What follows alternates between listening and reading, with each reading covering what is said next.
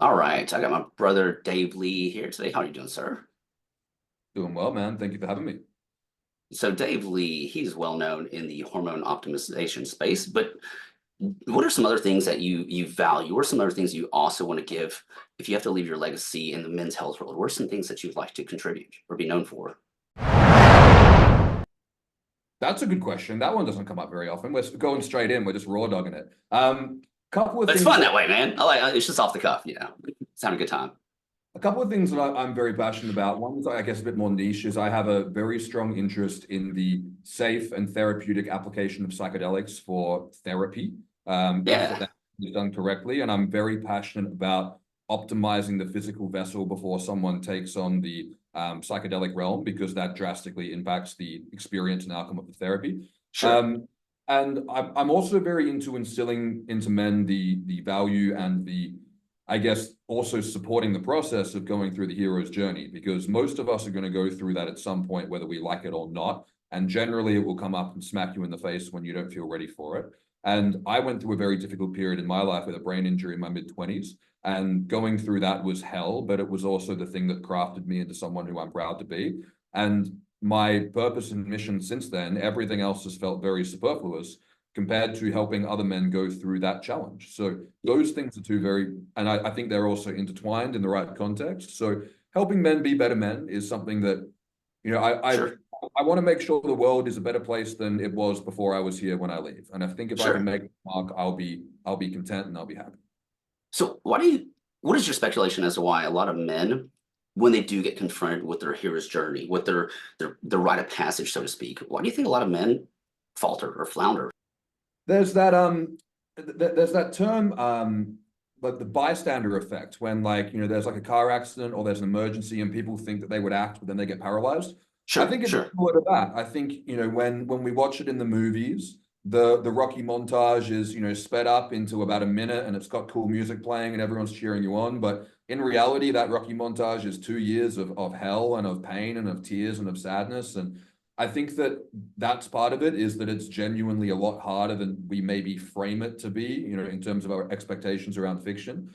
But I think another factor is that, and I was saying this to someone yesterday, is that, one of the happiest, if I look back, one of the happiest points in my life was when I was about 16, 17. It was the final year of school holidays, and I was just playing video games, chilling. I had no responsibilities, but I had like a more mature mindset.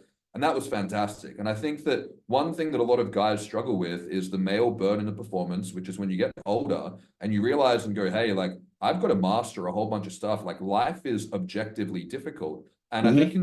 learning that in real time is difficult because we don't have an instruction manual. A lot of us don't have positive male role models to guide and lead and support us. And we also, as we get older, the expectations get higher and higher and higher in terms of mastery of self and mastery of skill and all these different aspects. And I think that it can sometimes be a bit of a slap in the face to be like, hey, this isn't all fun and games. This is actually a bunch of work and this is hard. And I think that that reality check can be a little bit of something that guys go, I don't really want to deal with this. I'd rather Yeah. dissociate, avoid, alter my mental circumstances with drugs and alcohol and anything that we can do to avoid that. So I think that you can get kind of whiplash from life being life. What do you think the trajectory of men would be, say, like 10, 15, 20 years from now? No, we have the opportunity to look at our younger generations. Where do you think we're going? So I graduated school in 2009, and when I went to my 10-year reunion, they have like the year 12 kind of graduating class. And in Western Australia, you graduate at 17.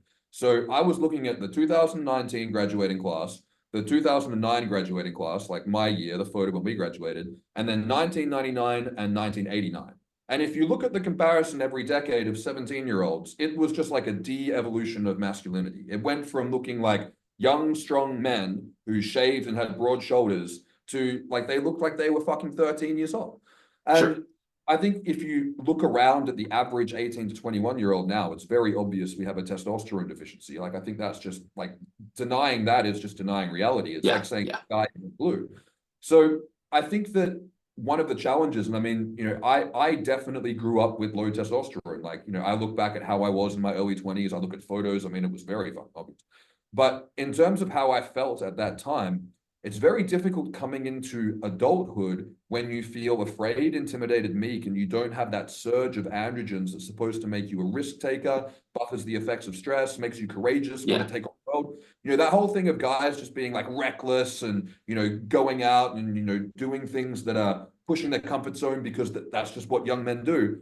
They don't do that anymore because they don't have that hormonal surge. And I think the outcome of that when you get to 30 and you never had that saturation of androgens that you're supposed to have, that all your ancestors had before you, that society expects you to have, and you don't have it, the outcome of that when you get to 30 and 40, when you're meant to have put your life together and be a man who's worthy of respect, it's like, okay, now we've got a real problem because you didn't go through proper formation as a man. And then you have to deal with the reality of life being like, well, what's wrong with me? Why aren't I the way I'm supposed to be? And I think that can be a hugely challenging identity crisis for these young men. Now, if you take that and extrapolate that to entire populations, entire demographics, what do you think, how is it going to impact society as a whole? How do you, because I totally 100% agree with you. You look around you can tell all these young men are very, very deficient. They're not developing, they're not hitting their, their formative developmental benchmarks. But if we apply that to a whole population, where do you see this going as a society? I think these are such good questions. I think if we lack the men with valor and bravery and courage to stand up against the things that they know are wrong and to stand for what is right, I think when you lack that as a society at large, like there always needs to be a group of men in society that will run at the gunfire. And, we've looked at this in terms of what this is genetically in the brain. They call this the warrior gene. These kind of genes are more overexpressed in things like military, surgeons, performers, public speakers, all these kind of things. And I think when you lack that aspect in society and you lack those men in communities and in families and in raising children, I think it creates a huge problem because society loses its fundamental backbone. It would be like if we lost all the feminine women, we'd lose our nurturing and we'd lose our mothering and we'd lose the soft femininity that is what gives men the encouragement and purpose to go and work hard. And we're losing that too, because the same thing that's fucking with men is fucking with women as well. So I think we're already kind of on that trajectory. It's like that iceberg effect. It's like we're already heading towards it and it's kind of too late to steer. And I think that society at large becomes biologically less resilient to stress.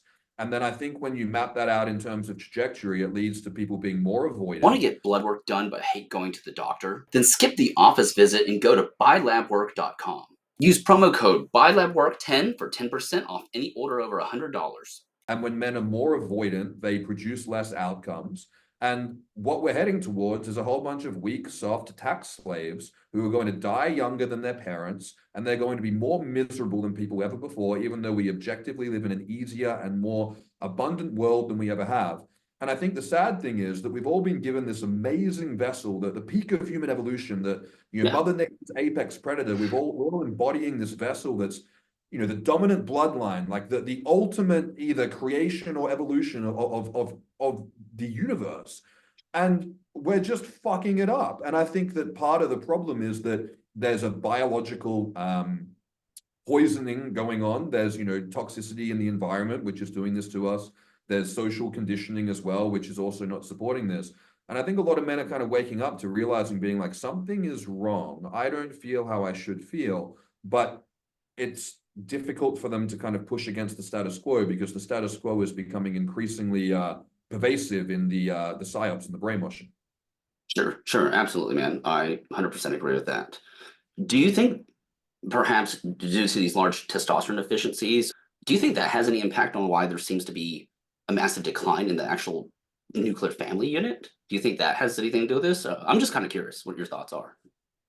Yeah, I guess there's two kind of opposing theories. Like there's definitely environmental endocrine disruption going on. Like that's objective fact. Yeah, like, sure. Pesticides, pollutions, that's 100% the reality of it. Whether that's intentional or unintentional, that's up for debate.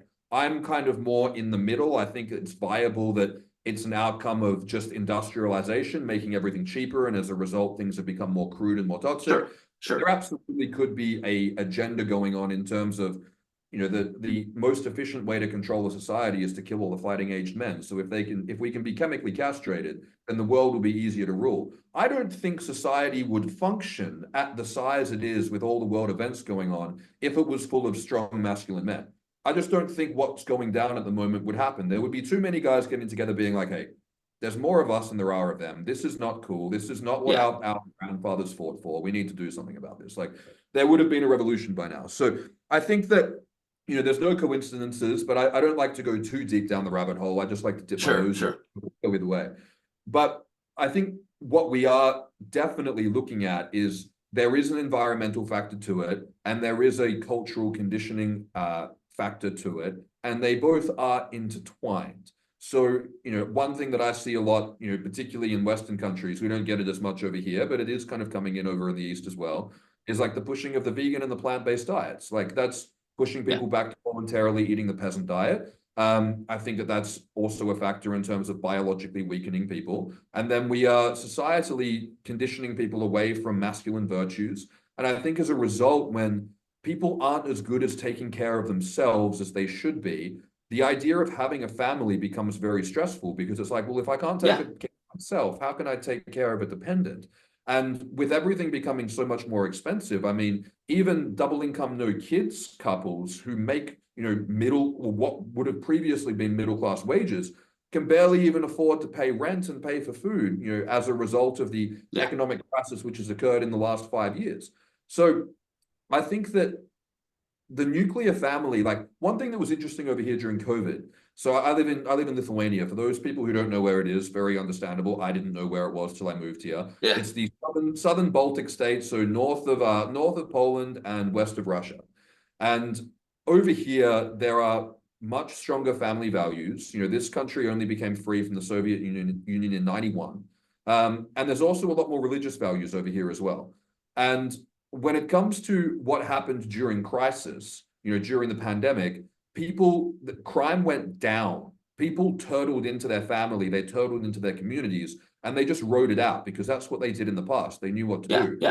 When I went back to Australia, petty crime was through the roof. There were just people stealing from the supermarkets. No one could do anything. You just see cars getting broken into. Like, it was just, people turned on each other rather than, kind of turtling in and looking after each other. And I think that what happened in the West during those problems, during that period, that's a big problem when you extrapolate that out. Because if things are going to get harder, I think it's the nuclear family. I think it's small communities built around family. That's what holds people together, and that's what creates strongholds against, larger agendas that could be forcing ideologies or beliefs or systems on us that might not be in our best interest. And I think if you can destabilize the nuclear family, people become much easier to manipulate because they're isolated. And I think people need one another. I think we need family, we need community, we need connection, we need coupling in this life. That's just an imperative human need. It's why we pair bond. So I think if you can get in the way of that, people become more easy to manipulate. That's an excellent segue. What are strategies that folks in the trenches like myself, like you, as like providers like us, what are some things that we can do to help propagate these strong men, these strong bonds, and these men, how they can tie it to their communities? How can we be, the liaison for that? I think I don't know anything about women, but I know about working with men. So, and the thing that I know about men, one thing I know about men is that men need someone to lead by example. So if you don't stand for what you sell, the guy's bullshit radar will just go through the roof. And men need to be inspired to be motivated, and they need positive male role models. So I think the number one thing that providers can do is stand for the values that we want to see in our clients, and go, or patients, and go, okay, these are the things that I do. And if you do things like me and less like you will be better off for it. And I think if guys can recognize that, then that's what's going to lead them to following you. And I think as long as you have, like people like you and I who are practicing ethically and legitimately have people's best interests at heart, I think that's the best service you can do, is lead by example. And from then on, it's having a proper understanding of the differentiation between biology and psychology, but also the interconnected relationship between the two of them, to help guys solve the fundamental problem that they're coming to us towards, which I believe at core, whether it's conscious or unconscious, is they want to subjectively improve their experience of being alive, because Yes. everyone kind of realizes when they get sick that they're mortal. And we realize that we have X amount of years here to do X amount of good, or to have X amount of fun, or do whatever you want to achieve. And I think we want to have a better experience before we cark it. And that's what we're hoping to give these guys the opportunity and the foundation to do, but then also guide them in the direction to go, hey, it's great that you feel better, but instead of becoming a hedonistic degenerate with this new energy that you have, how about you do the right thing by yourself and others? Because that's actually what leads to more satisfaction and generates you the outcome that you're trying to achieve, which is a better quality of life. So I think it's enabling guys from a health aspect, from in terms of building the foundation and doing that properly and doing what's right by them. So you have to actually understand how this stuff works, which a lot of people do. And then you have to lead by example in terms of being a good man. And a good man is someone who is capable of leadership. You know, the capacity for leadership, in my opinion, is the definition of masculinity. And then what you do with that is, you know, I think that, and we spoke about this the other day in terms of like, you know, what criteria we have for trusting people and so forth. But, you know, I think that if you can judge yourself by the man you are behind closed doors, you know, do you keep your word to yourself when no one's looking? Do you litter? Do you treat wait staff and, you know, people who are working in customer service roles with respect and with manners? You know, do you do the right thing and keep your word to the people that you love? Do you keep your promises? And, you know, do you stand for values and virtues that you think are right in the world? And if you don't do that, then I think the voice in your head keeps you up at night. And I think that that's a problem. So the final step, I think, in all of that is you need to be proud of yourself. But the problem is that you won't give yourself a participation medal because the voice in your head is unforgiving and relentless.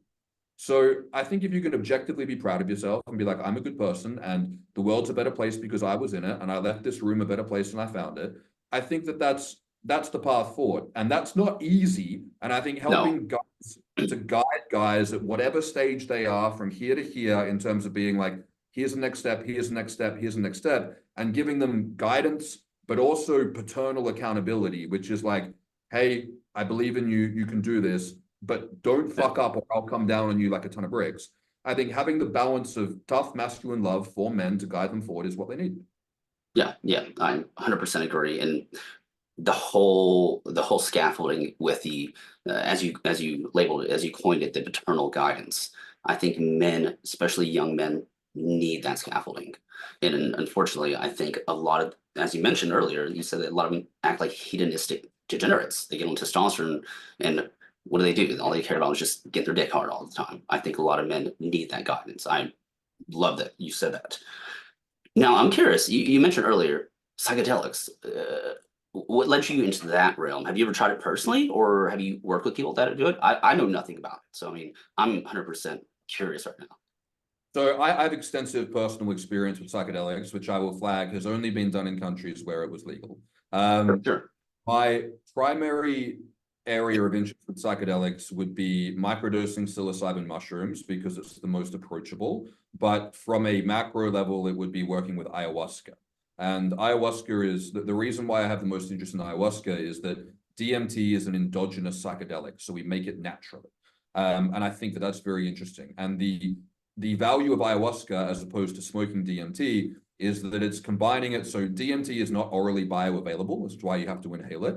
So ayahuasca is combining a natural form of DMT with a natural monoamine oxidase inhibitor, which not only boosts neurotransmitter production, but it also makes it orally bioavailable. So it's basically sustained release, naturally occurring DMT with a bunch of other plant alkaloids, which has been used for all over the world in different brews for a long time to enhance and shape consciousness, and for a lot of people to promote a greater connection to the universe and to God. And the highest value that I've found from ayahuasca is that it will show you visually in a way that you will learn and understand where you are out of alignment with who you are and who you could be. And sometimes you get that message in a very positive, beautiful, loving way. And sometimes you get your ass kicked because you're not living up to your potential and doing the right thing. And psychedelics are teachers, and they are, when you use them in a therapeutic setting, sometimes they're not fun, but they have very powerful effects. And the analogy I like to use is that if you walk outside and get hit by a bus, you're going to learn a couple of things. One, look both ways before you cross the street. Two, getting hit at a high impact hurts. But the other things that you will learn is the fragility of human life, the importance of telling the people that you love them. All of those things that happen when you have a near-death experience. Getting hit did not teach you any of those things. It was Sure. the experience of almost losing your life that taught you those things. And when you have an experience that's as profound, but also as familiar as ayahuasca, because it's working on endogenous psychedelic pathways, not things like LSD and other external psychedelics, which are not endogenous to the body. When you have an experience that's so strong and so profound and so meaningful for shaping your life, it changes the way that you interact with the world. It changes the way that you interact with others. And that has been, I did that at the end of my rehabilitation for my brain injury. And that process that kind of closed the hero's journey was also how it was originally served traditionally. They'd put people through a trial and then they'd serve it as a coming of age. And that process and continually working with that medicine with, you know, in a proper context has completely shaped a lot of my virtues, values, goals, and meaning in this world. And I know for certain that it's made me a better person. And Yeah. I'm very grateful for that. But I'm also very conscious that it's the ultimate high risk, high reward medicine. And most people it's not suitable for. And that's where I think it needs to be approached with tremendous respect. So how is it? You said it's smoked. What is the history? What is the origin behind it? Because I'm 100% ears right now. Right. So Nothing about ayahuasca this. is a brew. It's a brown aniseed kind of smelling liquid. It's very thick. It's very pungent. It's got the viscosity of like cough syrup. Okay. And it's made from combining the ayahuasca vine and also various, typically chacruna bark together. So it's basically a kind of like a tea that you brew or like a soup. And it's about, depending on how it's made, it's about a 30 to 50 ml shot.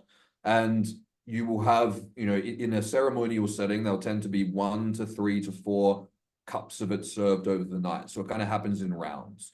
And the interesting thing about what we call ayahuasca, which typically originates from Peru, is that indigenous tribes all over the world have found naturally occurring DMT and naturally occurring monoamine oxidase inhibitors and have blended them together, and it's just been given different names all over the world. So a lot of ancient religions and a lot of tribal practices have been built around finding ways to have experiences with naturally occurring DMT. And the value of ayahuasca is that you get to have that over a slower, more gradual experience. So Gotcha. not so much of a sharp peak and a drop. And if it's done correctly in a ceremonial setting, it's also done with like therapeutic music, and it's done in a way that's very healing so that people can kind of, you basically meditate on it. You lay there or you sit there still, you get a bit intoxicated on it, like it's difficult to walk. So you stay where you are, you stay in a circle. And the thing I love about these medicine ceremonies is that everyone, and when you do it properly with the right people, everyone is there to support everyone else's healing. So Sure. you're there all together, but no one's interacting, no one's talking, no one's moving, and you're basically having a meditation in this state. And the process of doing that and the bonds and connections you can make doing that are very powerful, because it's very serious, meaningful work, because we're coming together, we're using medicine that has been used for, we don't really know how long, for a very long time, for the purpose of being better people and having a closer relationship with the universe and God. And that's a very special thing when people stop and take time out of their lives to do that together. And it's something that has, created tremendous value in my life. Do you think the spirituality that it provided you is something that a lot of men could value, or you think that's the spirituality that a lot of men lack? Do you think it's something that would be applicable to a lot of guys that are void in that area? Yeah, I think that one of the challenges of atheism, and I'm borrowing and quoting from people who are much wiser than me here, but it's very true, is that we'll find something to worship. You know, people will worship diet, they'll worship influences, they'll worship, certain ways of doing TRT. People become very tribal and they need something to worship. And I think that the value of having some kind of, the problem with spiritualism is that there are no hard doctrines on what is or isn't cool. And I think that can be, pseudo spiritualism can also just be egotism in disguise. So I think that, when I started working with psychedelics, it made me a lot more closely connected in with religion, because not only did I understand the value of it from a societal aspect in terms of being like, oh, if everyone believes in a greater power that holds everyone accountable, this is a really useful thing to keeping society together. But I also felt the value of it intrinsically in terms of being like, if I feel connected to everyone and everything, and Yeah. that all the actions that I take impacts the world around me, and that I am opening my heart to give and receive love, not just feel entitled to receiving love because I feel like I deserve it for no reason. I feel like when you can learn all those things in a way that is visceral and in a way that is intrinsically embodied, you're not just hearing it, you understand it. It's extremely valuable. And I think a lot of guys who are not doing well psychologically, some of it's due to loneliness, some of it's due to purposelessness. And I think when guys lack that external barometer or that kind of north compass in terms of something to be like, here is something to abide by, here is something meaningful, here is something to be accountable to, here is something that will guide and dictate you being a better person. I think if you don't have that, you have to be very intelligent and very self-aware not to go down the wrong path. So I think that a lot of guys, and it's not a critique of anyone's intelligence, but if we're just looking at the average status quo of people, I think the average person, as long as they have a grounded view in, whether it's spiritualism or religion or karmic retribution or whatever they want to look at, I think the belief that the universe is bigger than them, even if it's not objectively true, still serves a really beneficial purpose. And I know that Richard Dawkins, who's one of the most famous atheists, he's just come out and basically said the same thing, that he's an atheist, but he also believes that religion holds tremendous value in society for that reason. So I think having that belief, even if it doesn't turn out to be true at the end, is still valuable for the journey and the process. Yeah. So I'm kind of getting that the underlying theme is that a lot of men have to have purpose, is what it sounds like. Men have to have purpose and they need to be accountable. Would you kind of agree with that? That we need accountability, whether it's to ourselves, to our family, to something? Paul Chek, who was one of my early mentors, and obviously there's exceptions to this rule, but he said the number one variable that will determine if a man gets better is not what he's sick with, it's whether he has a purpose for getting better. And Sure. I've found that to be very true. Because it's purpose that gets you up in the morning when the alarm goes off. It's purpose that overrides short-term pleasure seeking or pathways that have been formed due to maladaptive coping mechanisms that allow you to override that and break this default mode network, which is basically our usual way of doing things. It's difficult to break conditioning. It's difficult to unlearn bad habits. It's difficult to actually change. It's why people say, people don't change. Most people don't. But having purpose is the thing that allows men to do tremendous things. Like when I had my brain injury, the thing that got me through that was, at the end of it, after I'd given up multiple times, was purpose. And it's, if men don't have purpose, society is too distracting and it is too easily engineered for short-term gratification. It is too, especially now in the modern world, it's too rigged against you that if you don't have purpose, unless you have, again, extreme intelligence and extreme capacity over your willpower, I think that it would be very, very difficult to end up living a life or in a place in life which is something that is enjoyable, not depressing, and something that you can be proud of. So I think purpose is paramount. And I think if men don't have purpose, your purpose is finding your purpose. Easy. Sure. Excellent.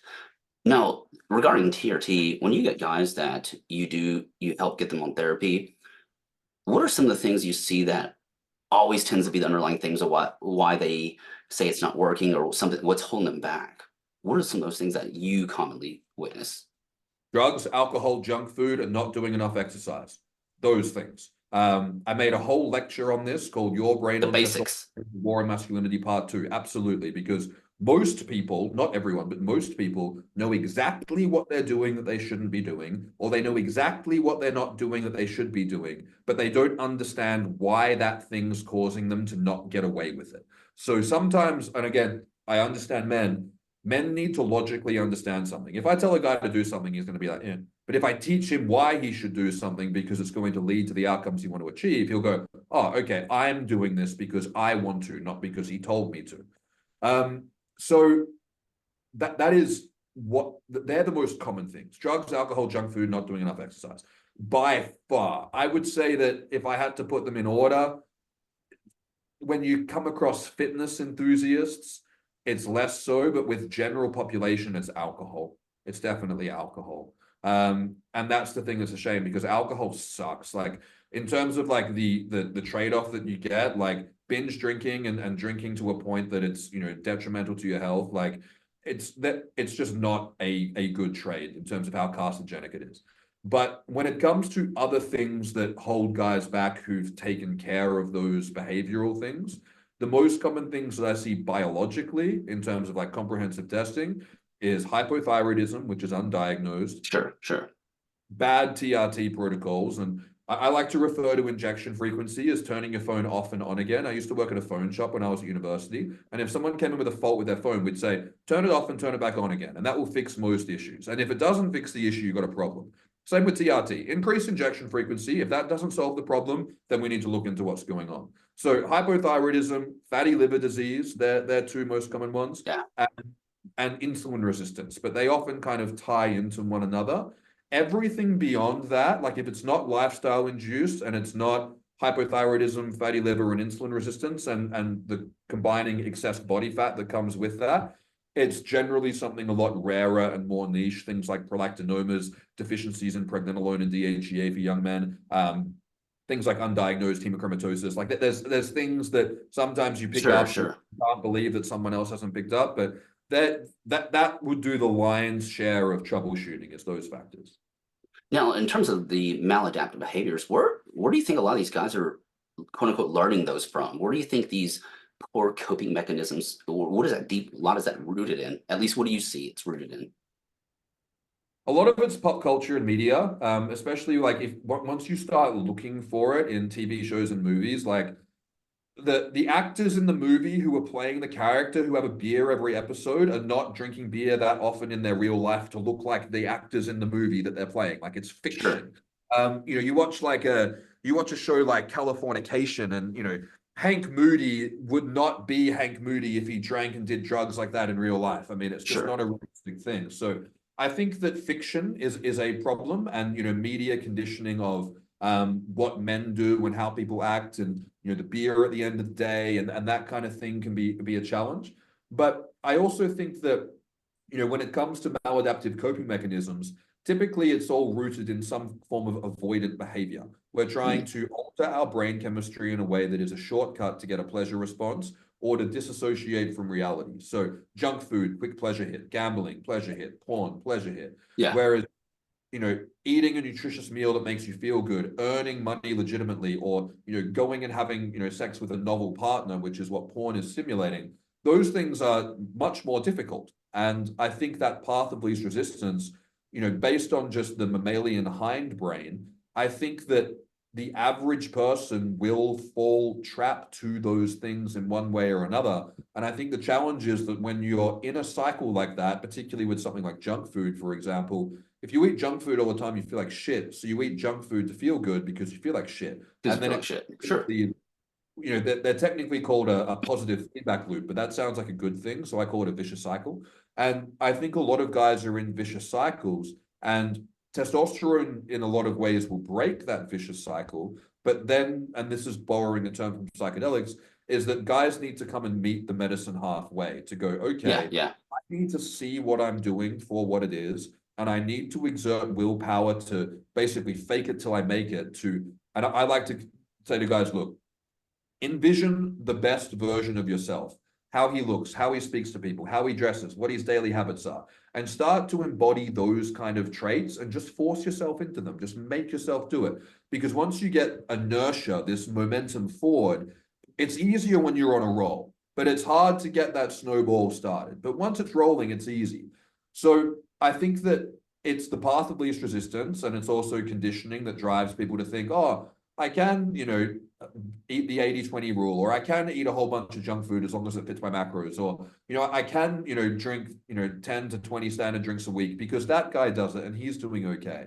And I think that when we extrapolate that out over a long-term outcome, the problem is that guys are coming to me and they're probably coming to you and going, I want to have a high libido, I want to have no brain fog, I want to sleep well, I want to have abs, I want to feel good in the gym. And I'm like, okay, if you want to be like Sure. a performance man, then you have to have the high performance habits that goes with that. And I think that sometimes there can be a disconnect of guys they want the results from the work that they don't want to do. Yeah. And I think that that's a natural human thing to want. There's nothing wrong with that. But expecting that that's going to be a reality and that you can get that is delusional.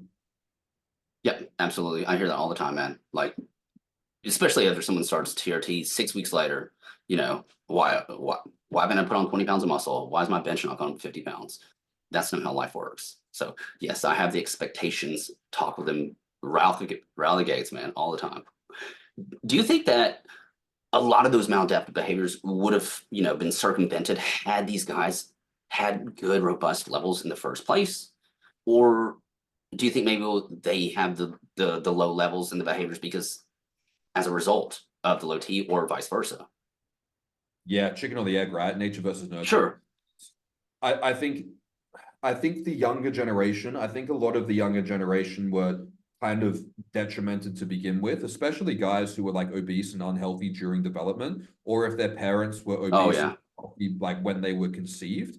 I think that kind of stuff completely screws the epigenetic pathway. Like the idea that you can have unhealthy parents and then be overweight as a child and then turn 20 and go on a diet and then you're just going to have optimal testosterone levels. Like that's not how human Sure. biology works. But these are new challenges that we're having, post like 60s, 70s, and 80s, where the diet and lifestyle drastically changed. This probably wasn't an issue really before. So I think that it can go both ways. And I think that a lot of guys have low testosterone for good reason. Like sometimes guys come to me and I read their file and I'm like, you feel exactly how you should feel. Like this is exactly what happens when you live like this. This is how you feel. This is the consequences of your actions. Like you're supposed to feel like shit because you're living like shit. So fix your shit, fuck off, and then come back once you've fixed all that stuff. And if you still feel like shit, then we can fix the issue. I think that's an important thing for guys to look at. So at least they take some responsibility for their actions and learn to put the work in before we give them to put the training wheels on. Yeah. I like that approach. But the other factor is that a lot of these guys have just been, they've had a rock in the shoe from the start and they didn't realize. So I think that can do a huge psychological number on guys is, if you look after yourself well and you're trying to do everything right and you're still meek and fragile and you're not making progress in the gym and you don't have that internal confidence that you're supposed to have and your baseline, that inner monologue is always critical and it's always anxious because you've got this biological thing that's messing you up. And I think that, if you come through that and you haven't developed some kind of maladaptive coping mechanisms, you're an exception to the rule. Like you're an exception to me. And when you put those guys on TRT who are doing everything right, it's just like putting a Lambo engine into a Lamborghini. Like it's just, Sure. they just roar off. But the challenge with a lot of these guys is also being like, look, I don't know if the chicken or the egg came first, but where we are. Yeah. And Yeah.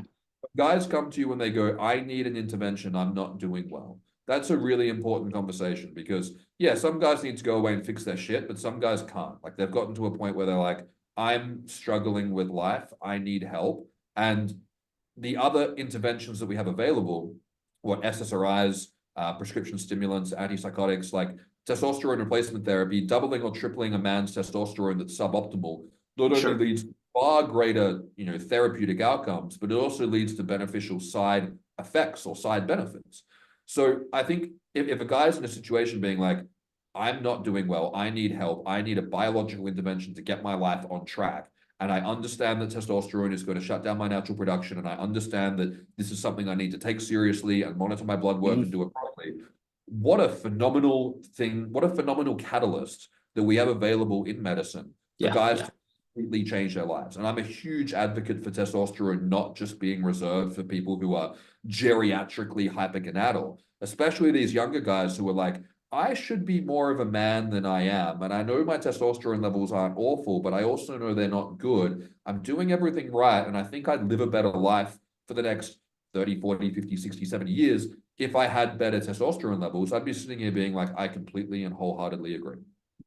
Do you think there's any credence to the notion that there's too high of levels for some people?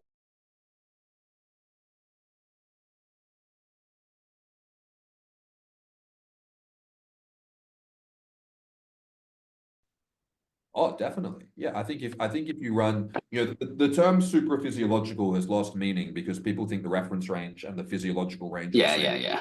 It's It's not. not. But No. yeah, I mean, if you run 500 tests for the rest of your life, you'll run into some Yeah. problems at some point. Yeah. You Yeah. might not have a good time until you do it, but yeah, you'll run into some issues for sure.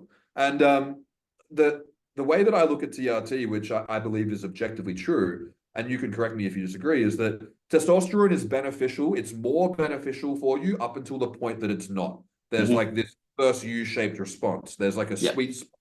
And everyone's sweet spot is different. So if you're morbidly obese and an alcoholic versus if you're a 21-year-old athlete, what is super physiological for the first guy and super physiological for the second guy is going to be very different because his natural physiology would determine that this guy would only really be making at the max this much testosterone, whereas this guy who's thriving should probably be up here.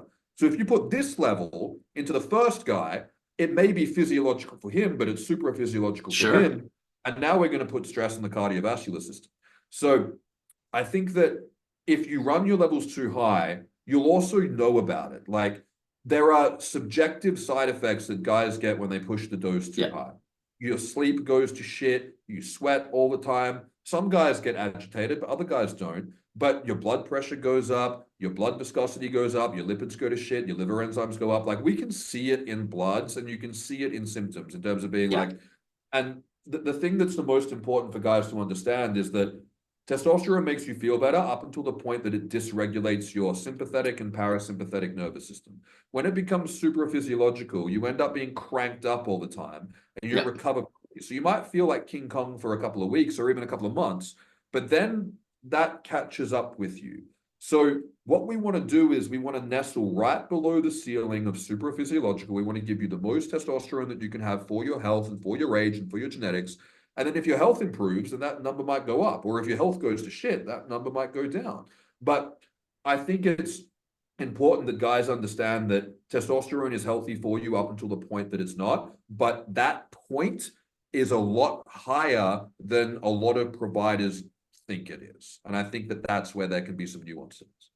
Sure. I see a lot of nuance. I mean, I've got guys who the 800 and they feel amazing, and some guys 1100 they feel like an average Joe. So I mean, again, love that you compared the two different phenotypes of people that could tolerate it potentially. Dude, you've spent the last hour with us, man. Do you have any advice you want to give these guys, or any final words you want to give us?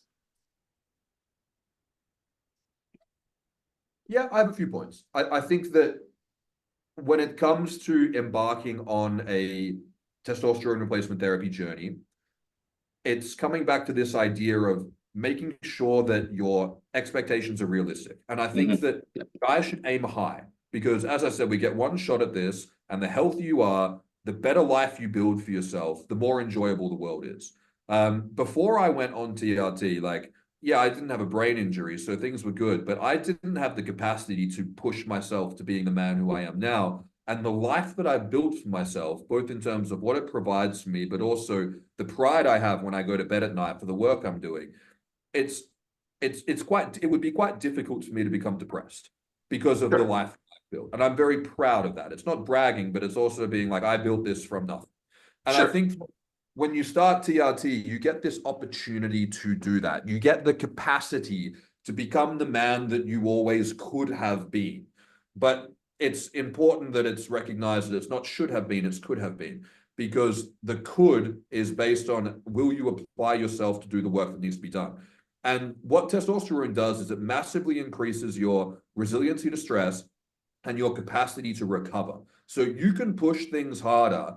And the way that you push things harder is that you support and fuel and recover and nourish yourself properly, both internally, but also spiritually. So to get to the higher level that guys want to get to, testosterone gives you this foundation to be able to do that. And then you've got to layer everything on top. And the thing that I love about TRT, like when people say, you know, what's the most common side effect of TRT? I joke and I say, starting your own business, because Sure. so many guys will start this therapy and it will be the catalyst to completely change their life. It's like they go through a second puberty or like a Yeah, metamorphosis. yeah, And I think looking at it as the opportunity to become the man that you, I guess, had the birthright to become because you were born a male, and you know if your hormone levels were damaged or stunted from the start, that kind of stifled your capacity. But now, if you've unlocked that capacity, I think it's understanding and going, hey, my potential is now through the roof. But to reach this potential, there's so much work I need to do. And the way that you get there is you have to do it all. You can't just double down yeah, on your strengths and neglect your weaknesses because it will only get you to here. And some guys need to learn how to fucking just go. Like some guys just need to learn how to get up on the couch and just push it, have another cup of coffee, push through, and just get more stuff done. Other guys need to learn how to chill out and to put the brakes on and learn how to recover properly. So it's important to be able to regulate yourself. And if you can't regulate yourself, it's not a sales plug, but work with someone who can. Solicit external advice for someone to be able to guide and manage your health, because the investment that guys like, this is where so many guys stuff up, is they think they can just jump on Google or jump on Facebook groups and sort this all out themselves. You can't. If the average doctor no, can't do this, you can't do this. Like it's not, that's just the reality of it. Like it takes so much experience working in the trenches to be able to work this stuff out efficiently. And not doing that is doing yourself such a disservice. So I think it's one of the things that I think is really cool is so many guys are listening to stuff like this, other scientists on YouTube, like guys are coming out and being like, I want to spend my spare time learning how to facilitate and drive self-development in whatever way that's going to be.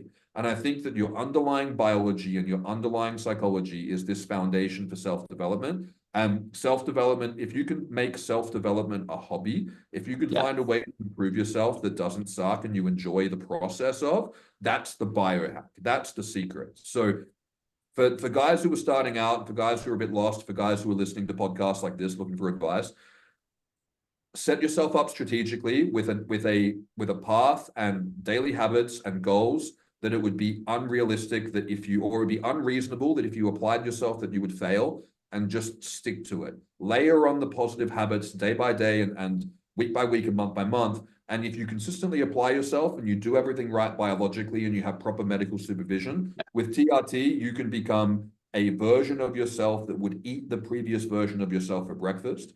And it's an amazing path to go through because the journey itself is also very rewarding. Love it, man. Love it. And I think a lot of men, they don't find the value in the journey. A lot of men don't want the journey. They just want the reward. And I hate that for them. I hate that for our society as a whole. But I mean, that's why we're here. That's what we do. We do, man. Love it, dude. Love it. Love it. I appreciate you joining us today, man. How can people find you, man? How can people reach out to you? You got any kind of social plug or anything? Yeah, so I'm at advancedfundamentalhealth.com. I've got a free FAQ that people can download on TRT. I've got a couple of ebooks that help people really kind of get the process right. I've made them all as affordable as possible so everyone can access them. And I've just launched my TRT Academy, which is a $19 a month kind of super group, which is like an interactive educational platform. I made it as affordable as possible. I've got providers like yourself endorsed there as well as endorsed in the FAQ. So it's the place to go to get the direction of finding out how you can get this done right, avoid the pitfalls. And I wanted to make it accessible for everyone. So that's kind of my big mission here, is being able to help guys get the treatment they need, and removing a lot of the time that financial barrier is really important for them to kind of get them set up in the right direction. And I'm also on Instagram. I'm imdavelee. And if guys want to book in consults with me, I do have a bit of a wait list, but you can join me via Advanced Fundamental Health, or just download that FAQ guide and you'll find a reference for all my recommended providers, including Justin at the back, so you can get the help that you need. Right on, man. We will put all the link backs on here as well, so people can reach out to you, man. Love it. Love it. I appreciate it, sir. Thank you. Thank you. Thank you for joining us today, my man. Thank you. Hey, always a pleasure.